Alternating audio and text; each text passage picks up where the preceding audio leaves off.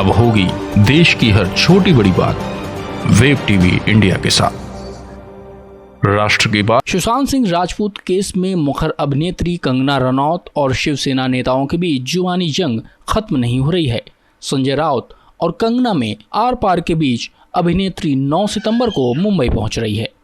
शिवसेना कार्यकर्ताओं द्वारा हुए कुछ प्रदर्शनों के बीच अब कंगना को केंद्र सरकार की ओर से वाई कैटेगरी की सुरक्षा मुहैया कराई गई है। यानी अब कंगना जब मुंबई एयरपोर्ट पर उतरेंगी तो उनके साथ सुरक्षाकर्मी मौजूद होंगे। गृह मंत्रालय द्वारा दी जाने वाली वाई स्तरीय सुरक्षा में वो वीआईपी आते हैं जिनको इसके तहत 11 सुरक्षाकर्मी मिले होते हैं। इनमें 1 या 2 कमांडो और 2 पीएसओ भी शामिल होते हैं। बीते साल ही केंद्र सरकार ने करीब 11 से अधिक लोगों को वाई कैटेगरी की सुरक्षा दी थी, जिसमें यूपी के डिप्टी सीएम दिनेश शर्मा भी शामिल थे। यानी अब कंगना के साथ 1 या 2 कमांडो, 2 पीएसओ और अन्य पुलिसकर्मी होंगे। कुल जवानों की संख्या 11 होगी। आपको बता दें कि देश के अलग अलग स्तर पर केंद्रीय गृह मंत्रालय द्वारा सुरक्षाएं मुहैया कराई जाती हैं। इनमें नेताओं से लेकर अन्य वीआईपी जिन पर किसी भी तरह का कोई खतरा रहता है उन्हें थ्रेट के हिसाब से सुरक्षा दी जाती है, जिसमें X, Y, Z plus level की सुरक्षाएं होती हैं। एक्स कैटेगरी में 2 पुलिसकर्मी, वाई कैटेगरी में 11 जवान, जेड में कुल 22 जिनमें एनएसजी कमांडो भी होते हैं, जबकि जेड प्लस सुरक्षा में एनएसजी कमांडो समेत कुल 36 जवान सुरक्षा में लगे होते हैं। इससे ऊपर सिर्फ एसपीजी लेवल की सुरक्षा होती है जो प्रधानमंत्री के पास होती है। बीते दिनों से ही कंगना रनौत और महाराष्ट्र सरकार के बीच विवाद चल रहा है। संजय राउत जी, आपने मुझे कहा कि मैं एक हरामखोर लड़की हूं।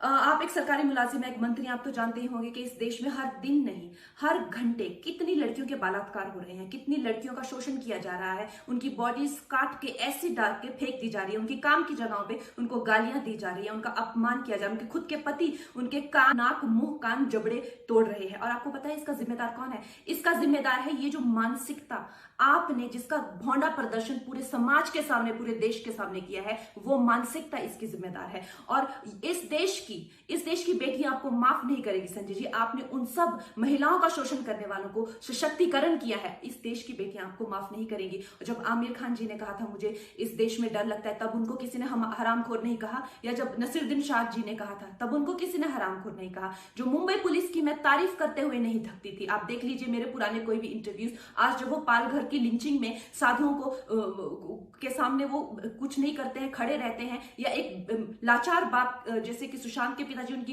एफआईआर नहीं लेते हैं, मेरी स्टेटमेंट नहीं लेते हैं, तो इस प्रशासन के चलते हुए अगर मैं उनकी निंदा करती हूं, ये मेरी अभिव्यक्ति की आजादी है, मैं उनकी निंदा करती हूं।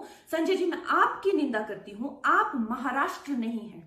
आप ये नहीं कह सकते कि मैंने महाराष्ट्र की निंदा की। और संजय जी, मैं 9 सितंबर को आ रही हूं। आपके लोग कह रहे हैं कि आप लोग मेरा जबड़ा तोड़ देंगे, आप लोग मुझे मार डालेंगे। आप लोग मुझे मारिए, क्यों? क्योंकि इस देश की जो मिट्टी है वो ऐसे ही खून से सींच कर इस देश की जो गरिमा है और अस्मिता के लिए न जाने कितने लोगों ने अपनी जान दी है। और हम भी देंगे संजय जी, हम भी देंगे, क्योंकि हमको भी वो कर्ज निभाना है। मिलते हैं 9 सितंबर को। जय हिंद, जय महाराष्ट्र। कंगना ने सुशांत मामले में लापरवाही और ड्रग्स कनेक्शन को लेकर मुंबई पुलिस पर आरोप लगाए, जिसके बाद महाराष्ट्र सरकार की ओर से निशाना साधा गया। फिर शिवसेना नेता संजय राउत और कंगना के बीच जुबानी जंग शुरू हो गई। इसके बाद शिवसेना कार्यकर्ताओं ने कंगना के पुतले फूंके थे और मुंबई न लौटने को कहा था। ऐसे में अब कंगना को सुरक्षा दी गई है।